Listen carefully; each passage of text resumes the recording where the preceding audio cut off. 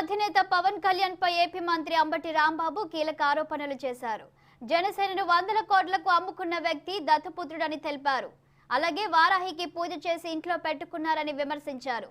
జగన్మోహన్ రెడ్డిని ఓడించాలని, చంద్రబాబును ముఖ్యమంత్రిని చేయాలనే వ్యక్తి గురించి ఆలోచించవద్దని అంబటి వ్యాఖ్యానించారు. క్రోసూరు మార్కెట్ యార్డ్ చైర్మన్ గా ఈదా సాంబిరెడ్డి ప్రమాణ స్వీకారం పల్నాడు జిల్లాలో ఘనంగా జరిగింది. ఈ ప్రమాణ స్వీకారోత్సవానికి మంత్రి అంబటితో పాటు ఎమ్మెల్యేలు నంబూరు శంకర్రావు, పిన్నెల్లి రామకృష్ణారెడ్డి హాజరయ్యారు. కులం మతం చూడకుండా అందరికీ సంక్షేమ పథకాలు అమలు చేసిన వ్యక్తికి పట్టం కట్టాలని ఈ సందర్భంగా మంత్రి అంబటి తెలిపారు. మరోవైపు వయసు మీద పడిన చంద్రబాబుకు మతి భ్రమించిందని ఈ సందర్భంగా పిన్నెల్లి రామకృష్ణారెడ్డి వ్యాఖ్యానించారు.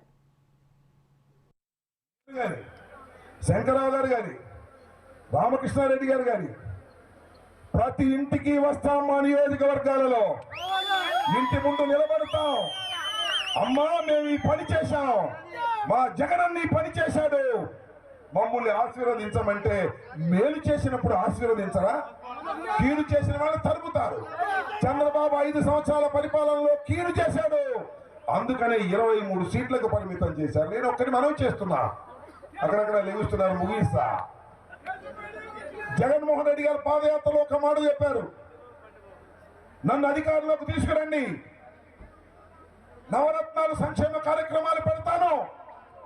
ఈ సంక్షేమ కార్యక్రమాలలో కులం చూడం, మతం చూడం, ప్రాంతీయం చూడం, రాజకీయాలు అసలే చూడమని చెప్పినటువంటి వ్యక్తి జగన్మోహన్ రెడ్డి గారు. ఓట్లు వేశారు, 151 సీట్లు గెలిపించారు, అధికారంలోకి వచ్చారు, సంక్షేమ కార్యక్రమాలు పెట్టాడు. అందరికీ అందిస్తున్నాడు లేదా? బాగా నిన్ను అడగలేదు, అందరినీ అందిస్తున్నాడా లేదా? తెలుగుదేశం వాళ్ళకు కూడా సంక్షేమ కార్యక్రమాలకు అందుతున్నాయా లేదా? వృద్ధాప్య పెన్షన్ అందుతుందా లేదా? అమ్మఒడి అందుతుందా లేదా? కాపు నేస్తాం తెలుగుదేశానికి ఓటు వేసిన వారికి, అదేవిధంగా గ్లాసుకు ఓటు వేసిన వాళ్ళకు కూడా అందిస్తున్నామా లేదా? కులాలు, మతాలు, ప్రాంతీయాలకు అతీతంగా అన్ని సంక్షేమ కార్యక్రమాలు అందిస్తున్నటువంటి జగన్మోహన్ రెడ్డిని ఓడించగలిగిన దమ్ము ఎంతమంది కలిసి